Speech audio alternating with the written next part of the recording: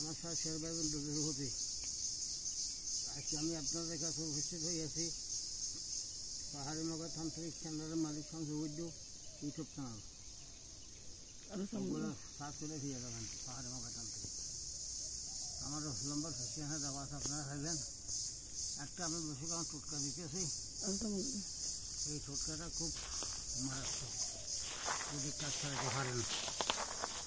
টোটকা এসে দেখি এটা আমার আর দিতেছি। আপনারা কি করবেন, এই শনি মঙ্গলবারে শীতের ছাই বা শীতের বসনবারে হয়, শীতের ছাই অল্প করে আনবেন। আনেন অসুবিধা নেই। আর কোনো কারো পুরান বট গাছ দেখিবেন, বট গাছের শিকড় নেবেন সামান্য। ওই শিকড় আপনারা ভাতটা ঘষিলে খাঁচা শিকড় তো এটা বাটা মরিচের মতো হবে।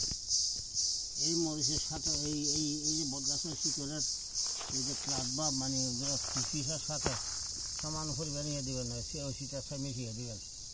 মিশিয়ে একটা এই মানে মরিচের মানে বাটা মরিচের মতো করবেন।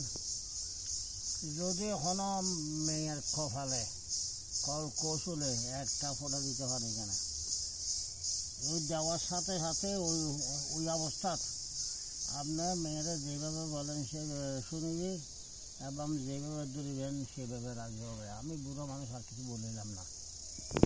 এটা ওই ব্রিটিশ আমলের লোকজন সে ফুটে বই থেকে আমি দিচ্ছি, যেই বইতে 16টা উলঙ্গ ছবি আছে কখন একটু লিখিত।